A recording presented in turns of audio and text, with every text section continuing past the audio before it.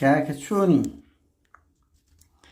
ممنون. باشی ساعتان زاخۆ چۆنە؟ ممنون.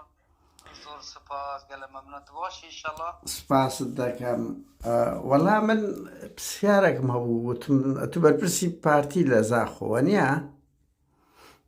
بەڵێ. جەنابەت ئەبوو چۆ هاتۆ کورد؟ من ناوم قادرە. ئاها بڵە سەرچاوێ من. سەرچاوی من. ئەبوو چۆ هاتیتەوە کوردستان؟ باشە ئەوە یەک دنیا دادوەر و بەرپرسی پۆلی شکایەتیان لێ کردیە کەچی کۆ ئەو جەماوەرەی پارتی لە دوی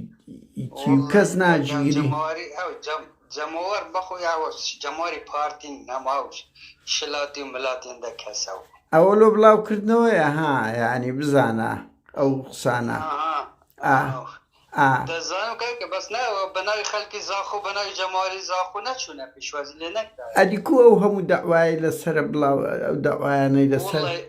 ئەمن معلوماتم لەسەر چۆنە تو بەرپرسی پارتی لەو منتیقەن ئێستا نانا ئێستا داعشەک بێتەوێن دەر ئیشینگۆیە وانە حزب چییە؟ حکوومەتی تو لێ لە حکوومەتە وانە لە حزبی تو لە حکوومەتە ئەوە جوێن بە هەموو بەرپرسی زاخۆ جەدا وایە نا؟ ئیشی دەزانی ئیشی ئەوەیە حکوومەتەکە کە دەستگای ئەمنی و ئەمنی و حکوومەت و یاسایە ئەم ڕاستە بەرپرسی پارتی بەس عەلاقەم بەو ئیشانە نییە. چۆن علاقەتان ئێستا کادیرێکی بەنمونە پەکەکە بێتەوێن دەر ئەنگۆ یەکسەر شکایەتی لێ دەکەن ئێوە لە پەکەی خەتەرترە بە پەکەچی کردیە عەلاقەت بە سیاسەت نییە کورەکاچی عەلاقەت بە سیاسەت نییەوە. باشە هەموو خەک دەناسی. باشە دەیناسی ئەو حکوومەتەی تو کە حزبەکەی تو باڵا دەستە کە بەرپرسە ئەمنیەکانی تو ١٩٩ حکوومەتی لەدەستە لە بادینان لە مەتاڕی دێتە خوارێ ڕسمی لەگە دەگرن دێتە ناو بازاڕی هەزار جون بە هەموو دادوەر و بە بەرپرسەکانی گۆ دەدا وەنیا ژنی هەمووتان ڕای خەڵکیە بۆ خەڵک تەسیری لەگەڵ نەگری بۆی با شکایەت سکاڵا لەسەر تۆمار باشە ئێمەی لەگەڵ قانون و لەگەڵ یاسانە. باشە پرسیارێک لێرەیە سەرۆشی دادگای دهۆک شکایەتی لێ کردیە وایان نا چەند بەرپرسی پۆلیستان شکایەتی لێ کردیە لۆ ناگیرێ؟ بەخوا من نازانم من معلومات لەسەر نییە کاک. بۆ ئەدی کەسێکی فەقیر وا دەکرێتن کۆمنتێک دەنووسی دەیگرن لۆ ئەبووچی چۆ دە 15 داوای لەسرە 18 ساڵ حکمی غیابی درایە بە کەیف خۆی دێ و دەسوڕێتەوە حزبەکەی تو لە مەتاردا بەڵێ بۆ براخوا بێژم بەخۆی من من ئاگام لەو شتانە نییە بەد معلوماتم نییە ئەتۆ پسێر لە من دەکی سەرسەرێ من و سەرچاوم بەس ئاگام لەو شتانە نییە ئەمن بە شخصی ڕێی حزبی تو ڕێی من ئەو کەسەی سکاڵا لەسەر بێ ئەو کەسەی شت لەسەر بێ قانون بە ئیجرای خۆی وەر ئێگە قانون نەکرێ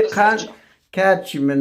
ئەتو بەرپرسی لۆ قانون لە بۆ ئازادی خوازەکەیە من بەرپرسم بەرپرسی لە من گەورەتر هەیە بەس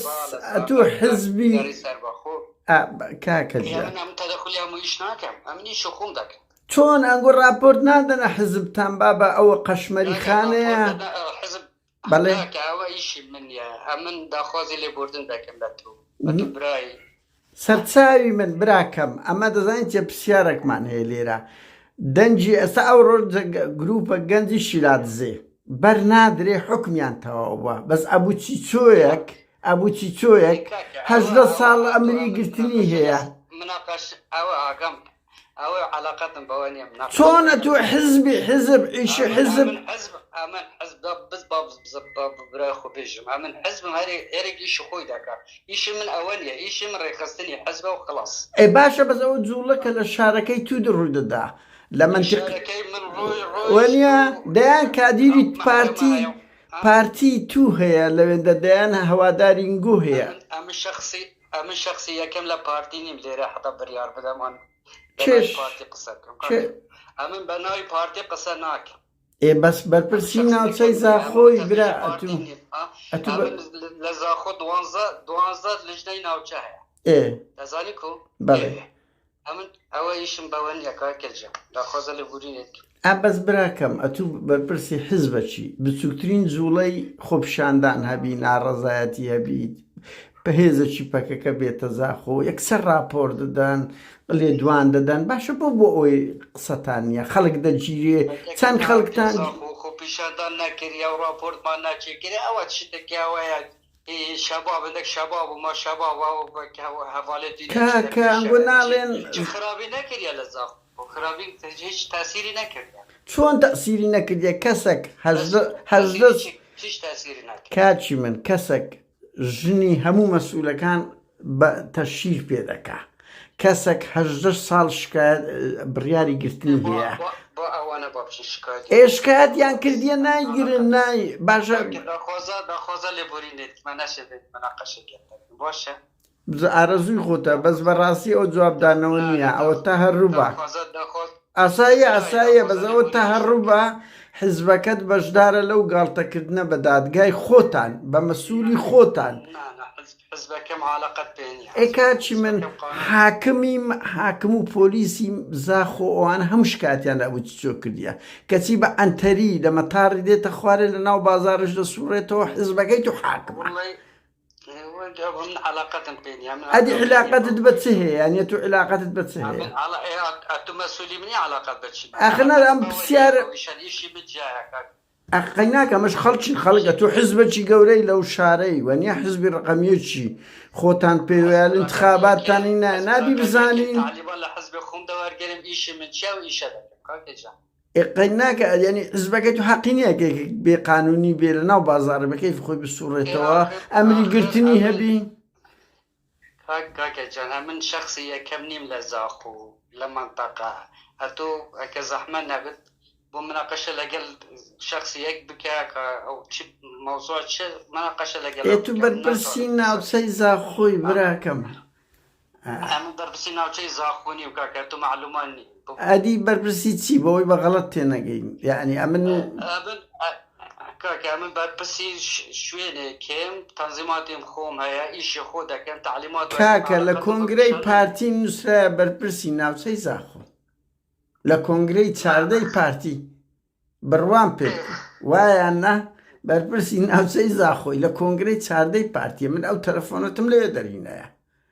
کاکە من 12 ناوچە هەیە لە زاخۆ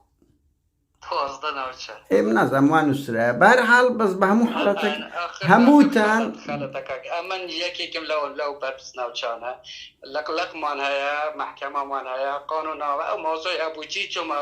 ئێمە هیچ گرنگی پێ نادەن باشە خۆ گرنگ و بەس ئابڕوچونە لە بۆ حیزبەکەی تو کە حاکمی دەوڵە حاکمە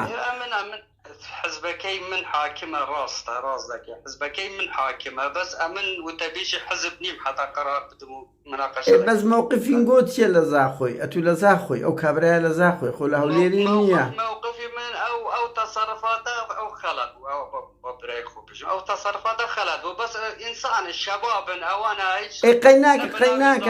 بەناوی حزب و بەناوی خەک نەچوونە لەوێ پێشوازی لە هەبووچی جا غەیرە هەبووچی باشە بەس ئەو عەلی ئەمە ساڵحاتە